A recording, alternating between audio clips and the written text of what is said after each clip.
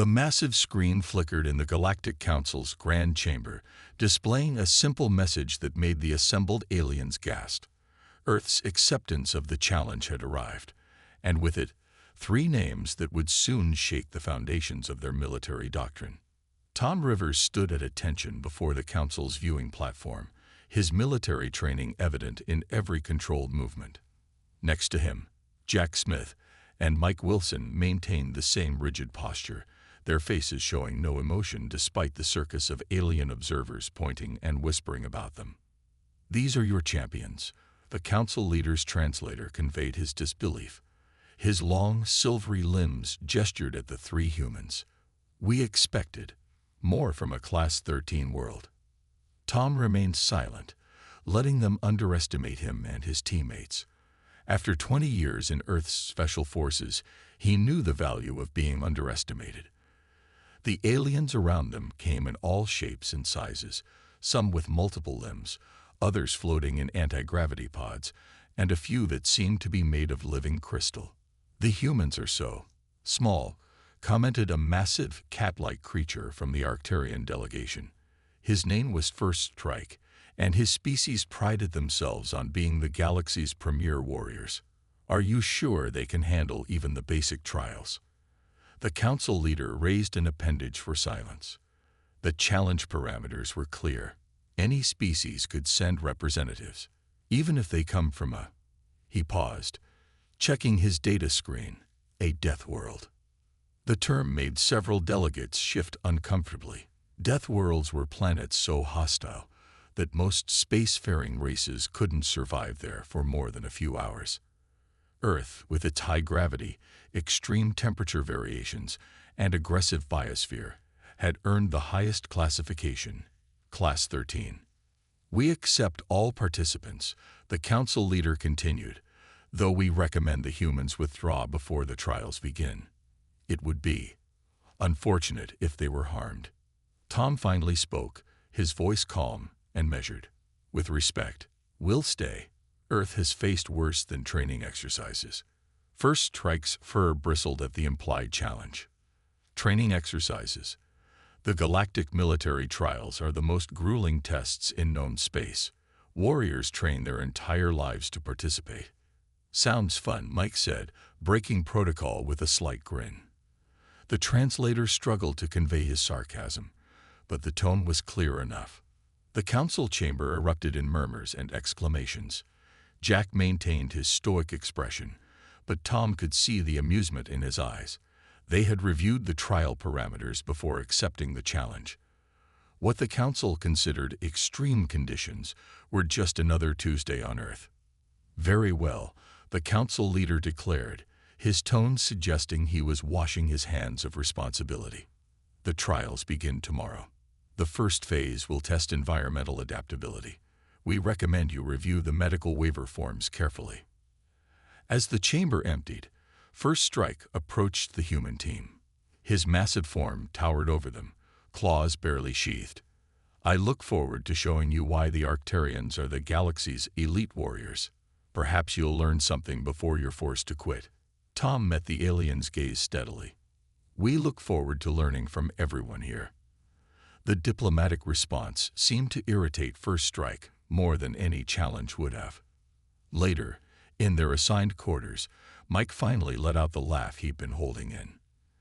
"Did you see their faces when they read our atmospheric requirements? They think we're insane for living in Earth's toxic environment." "Let them think what they want," Tom replied, checking their equipment. "Tomorrow, we show them why humans don't just survive on Earth. We thrive there." Jack nodded, his expression serious. "They've never dealt with Class 13 natives before. They don't understand what that really means." "They will," Tom said, looking out the window at the alien cityscape. "They're about to learn why Earth's warriors are in a class of their own." The next day would begin a series of trials designed to find the galaxy's greatest soldiers. The Council would soon discover they had invited something unprecedented into their ranks. Humans who had evolved on a planet that the rest of the galaxy considered hell itself. The environmental testing chamber looked like something out of a nightmare. Massive walls of transparent material separated different zones, each simulating conditions from various worlds across the galaxy. Tom Rivers watched as the first group of alien warriors entered what they called the Extreme Zone. 2.5 times standard gravity, toxic atmosphere, and temperature variations of 50 degrees, the testing officer announced. These are the most brutal conditions any sentient species has survived. Mike leaned close to Tom and whispered, "Sounds like a nice spring day back home." The Arcturian team, led by First Strike, went first. Their massive, muscular forms handled the gravity well, but after 10 minutes, their movements became sluggish. When the temperature dropped suddenly, two of them immediately signaled for extraction. First Strike lasted another 5 minutes before the combination of cold and gravity forced him out. He stumbled from the chamber, his fur coated in frost, breathing heavily through his environmental mask. "Impressive performance," the testing officer noted. 15 minutes under extreme conditions is a new record. Tom stepped forward. "We'll go next." The chamber fell silent. Even First Strike looked up from his recovery position. Without environmental suits, the testing officer's translator couldn't quite convey his shock. "Earth's average gravity is 3 times your standard," Jack explained calmly. "And our temperature variations are much more extreme than this." The humans entered the chamber wearing only their basic training uniforms. The increased gravity made them feel almost buoyant compared to Earth. When the temperature plummeted, they began their exercise routine: push-ups, jumping jacks, and running laps around the chamber. After 30 minutes, the testing officer's voice crackled through the speakers. This is unprecedented. Are you experiencing any distress?" Tom paused his exercises. "No. When does the extreme part start?" The chamber erupted in chaos. Alien observers rushed to their data screens, checking and rechecking the humans' vital signs. The council representatives huddled together, speaking in urgent tones. "Impossible," First Strike growled, his pride visibly wounded. "They must be using some kind of technology we can't detect." The testing officer raised all 4 of his arms. "Enough. The rules state that any participant can challenge another to direct combat assessment. First Strike, you seem concerned about the humans' capabilities." The massive Arcturian's fur bristled. "Yes, I challenge the human leader to unarmed combat. Now." Tom smiled. It wasn't a friendly expression. "Challenge accepted." The combat ring was a simple circle, 30 feet across. First Strike removed his ceremonial armor, revealing rippling muscles under his thick fur. He stood nearly 9 feet tall, his claws flexing instinctively. "Standard rules," the combat officer announced. "Victory by submission or incapacitation. No permanent damage allowed." First Strike moved with shocking speed for his size, trying to end the fight quickly. His clawed hand swept through the air where Tom's head had been a moment before.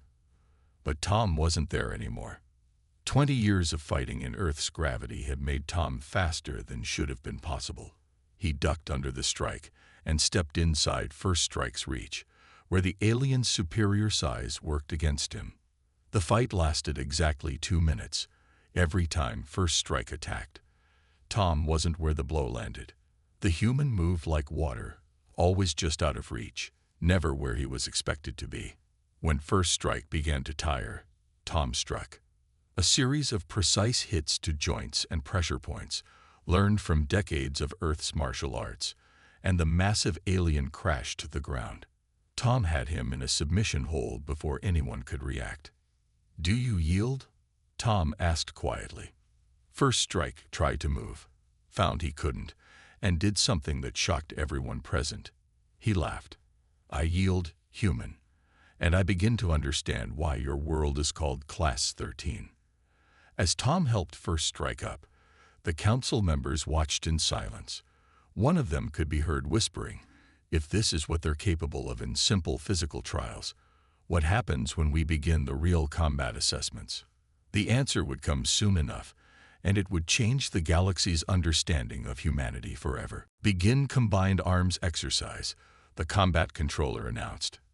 Objective: capture and hold the central fortress. All non-lethal weapons authorized. Tom Rivers surveyed the massive training arena from his team's starting position. The space was filled with obstacles, cover points, and various terrain types. 20 different species had started the trials.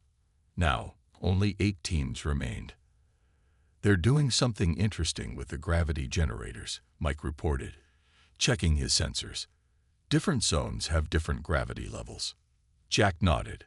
"Just like home. Earth's gravity varies by location too." First Strike's team was positioned on the opposite side of the arena.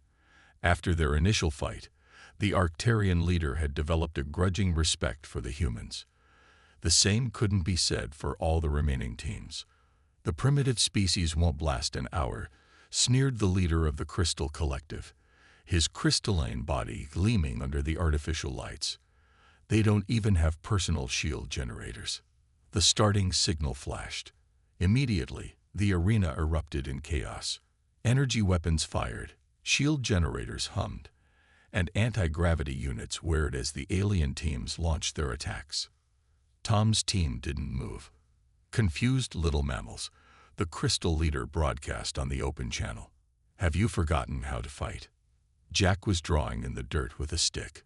Mike appeared to be taking a nap. Tom just watched through his binoculars as the other teams fought over the fortress. After 20 minutes, the first teams began to tire. Their energy weapons needed recharging. Shield generators started failing. The complex tactics they'd trained their whole lives to perfect began breaking down. "Now?" Mike asked, stretching as if waking from his nap. Tom nodded. "Now." What happened next would be studied in military academies across the galaxy for years to come. The humans moved like they'd rehearsed this 1,000 times, despite never seeing the arena before. They used the varying gravity zones to their advantage, timing their jumps perfectly to cover incredible distances. When they needed to slow down, they didn't use technology. They rolled, tumbled, and absorbed impact, just like their ancestors had done for thousands of years. "Impossible," the Crystal leader shouted as Jack somehow flanked his entire team. "We have motion sensors everywhere." "Motion sensors don't work well in variable gravity," Tom called back cheerfully. "Basic physics. We learned that playing sports as children." The Crystal team's formation broke when they tried to track the fast-moving humans. Their energy weapons, designed for precision shots, couldn't hit targets that refused to move in predictable patterns. Mike appeared behind them, armed with nothing but a length of rope he brought from Earth. Within seconds, 3 Crystal warriors found themselves tied together, their expensive combat suits useless. First Strike watched from his position with growing amazement. His team had managed to hold part of the fortress, but they knew what was coming. "Your position is tactically superior," Tom called out to him. "Want to work together instead of fighting." The other remaining teams couldn't believe their ears. First Strike's laugh echoed across the battlefield. "You know what? Yes, I want to see how Class 13 warriors really fight." The combined human Arcturian team was unstoppable. First Strike's raw power and the humans' adaptability complemented each other perfectly. One by one, the other teams fell. The Crystal leader was the last to surrender, his perfect strategy completely broken by methods he dismissed as primitive. After the exercise, the council observers were unusually quiet. One of them finally spoke. They didn't use a single energy weapon. No shields, no gravity generators. They just adapted to everything we threw at them. "That's what humans do," Tom explained simply. "On Earth, those who couldn't adapt didn't survive. We're all descendants of the ones who could." First Strike clapped Tom on the shoulder, nearly knocking him over. "I begin to think the rest of the galaxy has been doing combat training wrong all this time." But not everyone was impressed. In the shadows of the observation deck, several council members whispered together, their concern growing. These humans weren't just surviving their trials. They were exposing the weaknesses in every advanced combat system. the galaxy had developed. Something would have to be done about that. Tom couldn't sleep. Something about the Council's behavior had been bothering him all day. He walked through the quiet corridors of the training facility, his footsteps echoing in the empty halls. A strange sound caught his attention, voices speaking in what his translator identified as High Council dialect. He moved silently closer, his Earth-honed instincts making him virtually undetectable. "The humans are becoming a problem," one voice said. "They're not just passing the trials, they're revealing flaws in our best military systems." "What did you expect?" another replied. "They're from a Class 13 world. This is exactly why the containment protocols exist." Tom froze. Containment protocols. The original purpose of these trials was to identify potential threats to galactic stability. The first voice continued. "The humans have certainly proven themselves to be that." Back in their quarters, Mike and Jack listened intently as Tom reported what he'd overheard. "So this whole competition is just a way to assess which species might be dangerous?" Mike asked, his usual smile gone. "Makes sense," Jack said quietly. "Think about it. They get our best warriors to demonstrate all our capabilities, our tactics, our limits. Perfect military intelligence gathering. A knock at their door made them all turn. First Strike stood there, his massive frame filling the doorway. "You found out, didn't you?" the Arcturian asked. "About the real purpose of the trials?" Tom nodded slowly. "You knew." First Strike entered the room, closing the door behind him. "My people were subjected to the same evaluation 3 generations ago. We were rated as a potential threat, but manageable. Your performance." He paused. "They've never seen anything like it." "What happens to species that are deemed too dangerous?" Mike asked. "They're contained," First Strike growled. "Subtle at first, trade restrictions, technology embargoes, diplomatic isolation. If that doesn't work," he left the rest unsaid. Tom paced the room, thinking hard. "We could withdraw from the trials. Head back to Earth. They take that as proof that we discovered their plan," Jack pointed out. "It might accelerate whatever they're planning." "Then we do the opposite," Mike said suddenly. Everyone turned to look at him. "We show them exactly why trying to contain humanity would be their biggest mistake." First Strike's ears perked up. "You want to intentionally demonstrate your full capabilities. That's either brilliant or suicidal." "Both," Tom said with a grim smile. "Just like most human plans. But we need to be smart about it. We don't just show them our strength. We show them our wisdom," Jack finished. "Prove we're not just dangerous, but valuable." The next morning, the council chamber was buzzing with surprise. The human team had requested a private audience. "Honorable Council," Tom began, standing tall before the assembled aliens. "We want to thank you for these trials. They've helped us understand something important." The council members shifted uncomfortably. Did the humans know? "We've learned that despite our different origins, different biologies, and different approaches to warfare, we can work together. Our partnership with the Arcturian team proves this." First Strike, standing at the back of the chamber, nodded in approval.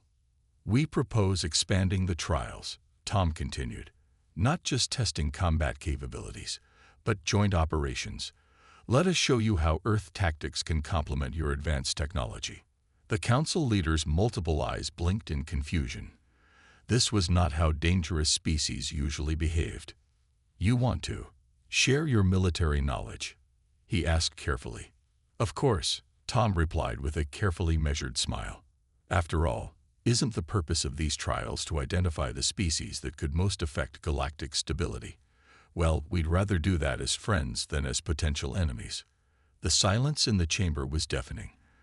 The humans had just elegantly demonstrated that they knew the truth and were offering a better alternative to conflict. In the back of the chamber, First Strike suppressed a laugh. The humans had just outmaneuvered the council without firing a single shot. Perhaps that was the most important lesson about Class 13 species. They were always most dangerous when they were being clever. The combat arena had been transformed. Instead of the usual open battlefield, it now contained a maze of urban corridors, dense forest sections, and underground tunnels. This would be the first full combat scenario of the trials. All participating teams, the announcer's voice boomed, "This exercise will test your ability to adapt to changing combat conditions. All non-lethal weapons are allowed, including your own equipment." Tom looked at his human teammates and their new Arcturian allies. They had spent the last day preparing for this, knowing it would be different from previous trials. "They're going to try to push us to our limits," First Strike growled. "The Council wants to see what happens when Class 13 warriors are truly challenged." "Good," Mike said, checking his simple Earth-made equipment. "I was getting bored." The Crystal Team and 3 other alien squads had formed an alliance against them. Their leader, still bitter about previous defeats, had convinced the others that the primitive humans needed to be put in their place. The starting signal flashed, and chaos erupted. Energy weapons lit up the arena's dark corridors. Shield generators hummed as advanced alien technology was deployed in full force. The Allied teams moved with perfect coordination, their tactics refined by centuries of galactic warfare doctrine. But they couldn't find the humans or their Arcturian allies. "Where are they?" the Crystal leader demanded, his crystalline form glowing with frustration. "Our sensors show nothing." In the dense forest section, Tom's team was teaching First Strike's warriors something humans had mastered millennia ago: guerrilla warfare. "Your fur is perfect for this," Jack explained as he helped apply mud and plant matter to the Arcturians' bodies. "Natural camouflage, just like Earth's predators." First Strike's eyes widened in understanding. "You're teaching us to hunt like your ancestors did." "Before we had any technology," Tom confirmed, "this was how humans survived against bigger predators." The lesson proved its worth moments later. The Crystal Team's advanced sensors, calibrated to detect energy weapons and shield generators, completely missed the naturally camouflaged warriors moving through the undergrowth. The first sign of trouble for the Alien Alliance was when their communications went dark. Mike had spent hours studying their relay systems and found a simple weakness: they relied too much on clear lines of sight. "Technology is amazing," he said, climbing down from where he placed simple signal blockers, "until someone throws mud on your transmitter." Without communications, the Allied team's perfect coordination fell apart. They had never trained for fighting blind and deaf, relying on their advanced systems. That's when Tom's team struck. Humans and Arcturians moved like ghosts through the arena, appearing and disappearing at will. They used the environment itself as a weapon, redirecting energy blasts with reflective surfaces, creating false trails, and setting simple but effective traps. "This is impossible," the Crystal leader shouted as another of his teams went dark. "They're just primitives. Primitives who evolved on a world that makes this arena look like a garden," First Strike replied, appearing behind them. Surprise. The exercise ended in under an hour. The Allied teams, with all their advanced technology and tactical training, had been completely outmaneuvered by warriors using techniques that predated spaceflight. In the observation deck, the council members watched in stunned silence. One of them turned to his colleague. "Do you understand now why their world is Class 13? They don't just survive there, they learn to turn every challenge into an advantage." But a small group of council hardliners was not impressed. They huddled in their private chamber, watching replays of the combat. "The humans are too dangerous," one said. "They can adapt to any situation, teach others their methods, and overcome our best technology with primitive techniques." "Then we have no choice," another replied. "The final trial must be adjusted. We'll see how they handle a truly impossible scenario." They didn't realize that impossible scenarios were exactly what had shaped humanity into what it was. On Earth, the impossible was just another Tuesday morning. The warning came from an unexpected source. One of the junior council members rushed to find Tom just before midnight, his translator struggling to keep up with his panicked words. "They've sabotaged the environmental controls for tomorrow's trial," the alien whispered. "The Hardliners, they're planning to create conditions that no species could survive." Tom stayed calm, years of Earth combat experience showing in his steady voice. "Why are you telling us this?" "Because I've studied Earth's history," the council member replied. "I know what happens when someone corners your species. I don't want that happening here." In their quarters, Tom gathered his team and First Strike's group. "They're going to try to kill us tomorrow," he said simply. First Strike's fur bristled. "This dishonors the entire council. We should withdraw in protest." "No," Mike said, a strange gleam in his eyes. "This is perfect." Everyone turned to look at him. Jack started grinning, already understanding where this was going. "They want to see what happens when they push Class 13 warriors too far?" Jack asked. "Let's show them." The next day, the trial chamber was packed with spectators.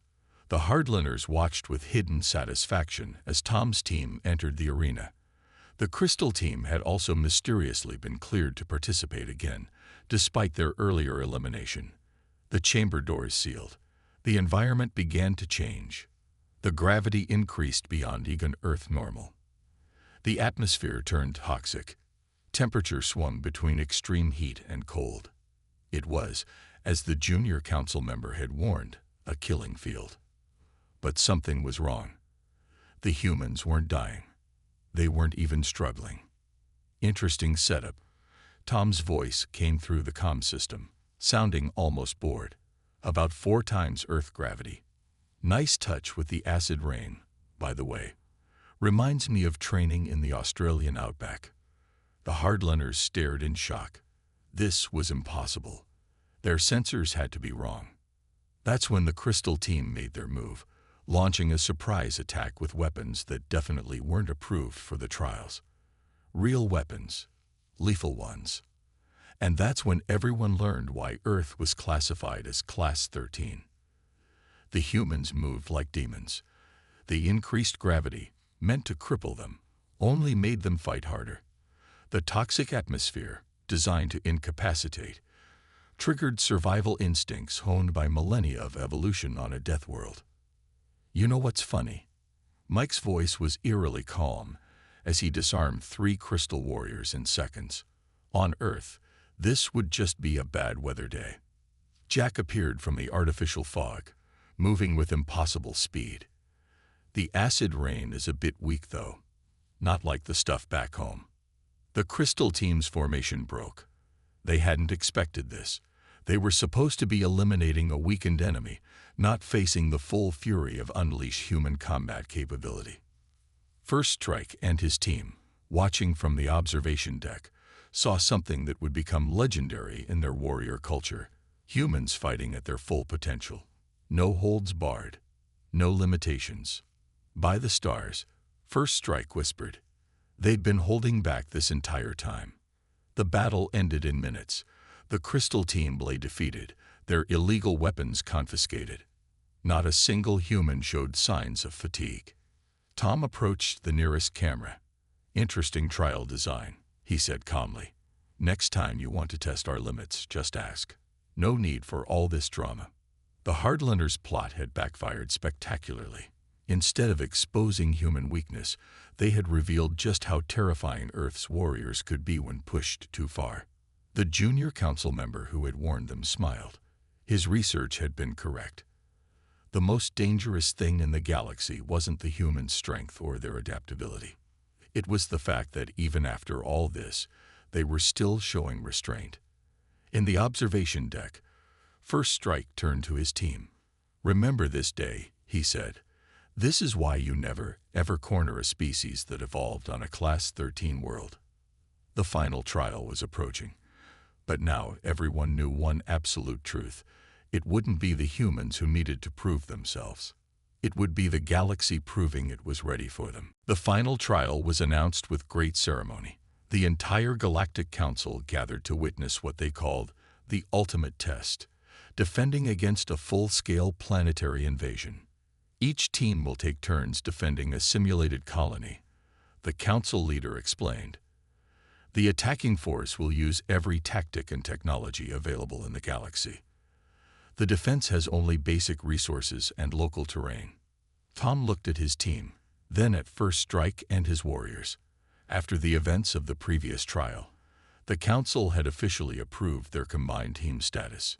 Sounds fun, Mike said, examining the holographic map of their defense zone. Reminds me of home. The colony defense scenario, as it was called, had never been completed successfully. Every previous attempt had ended in the simulation's invasion force overwhelming the defenders. The record is 4 hours of resistance, an official informed them, set by the Arcturian forces 3 generations ago. First Strike nodded proudly. My grandfather led that defense. Well, Tom said with a smile, let's see if we can make your grandfather proud. The simulation began. The colony was a small settlement on a resource-rich moon. The invasion force started with orbital bombardment, trying to disable defensive positions. But there were no defensive positions to disable. Where are they? The simulation controller asked, checking his screens. They had time to build fortifications. In the command center, the Council watched in confusion as their sensors showed no sign of organized resistance.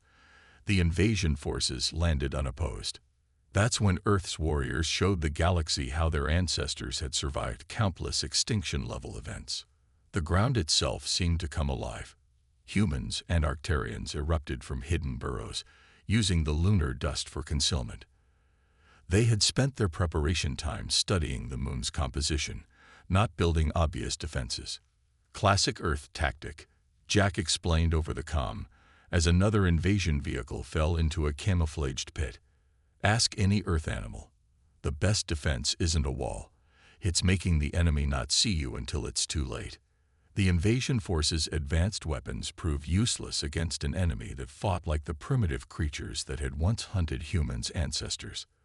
The combined team moved like ghosts, striking weak points, disappearing into pre-prepared tunnels, and using the invaders' own technology against them.